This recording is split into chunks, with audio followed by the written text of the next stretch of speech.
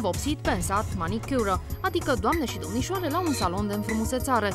Ei bine, nu despre asta vrem să vorbim astăzi, sau cel puțin nu despre partea feminină. Mersul la stilist nu mai este de mult rezervat doar sexului frumos.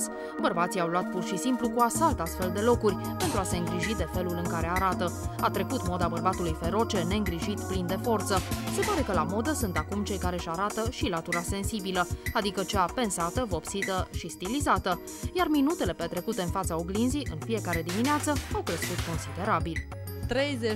30% din activitatea mea zilnică e repartizată băieților care își fac diferite operații. Începând din 2007, băieții pun foarte mult preț pe îngrijirea și pe aspectul fizic, având în vedere că toate trendurile duc spre imaginea băiatului mai feminizată. Băieții nu au cerințe atât de mari, dar vor perfecțiune.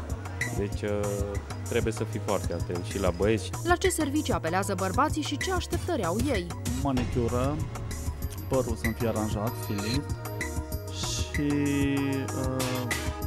cosmetica. Să am totuși un look care să arate cât de cât să iasă în evidență și să vă simt și eu bine cu prietenii. Cât despre minutele acordate în fiecare dimineață pentru un look atrăgător?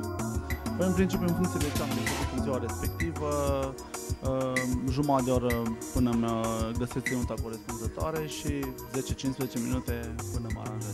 Datorită faptului că am părul lung, îmi ia în jur de jumătate de oră să mă aranjez, să-mi întind părul cu placa și să arate tot ok. Ce părere au doamnele despre partea masculină care acordă atenție look-ului? Am impresia că bărbații tineri își petrec destul de mult timp în fața oglinzii. Dacă este un bărbat care ține la înfățișarea lui, și bărbații trebuie să arate bine întotdeauna și nu sunt de acord cu ideea că atâta vreme cât ești bărbat trebuie să fii mai neîngrijit sau să nu îți petreci atâta timp în oglindă. Așadar, stimați domni, ați înțeles, trebuie să vă faceți timp pentru o vizită săptămânală la salonul de înfrumusețare.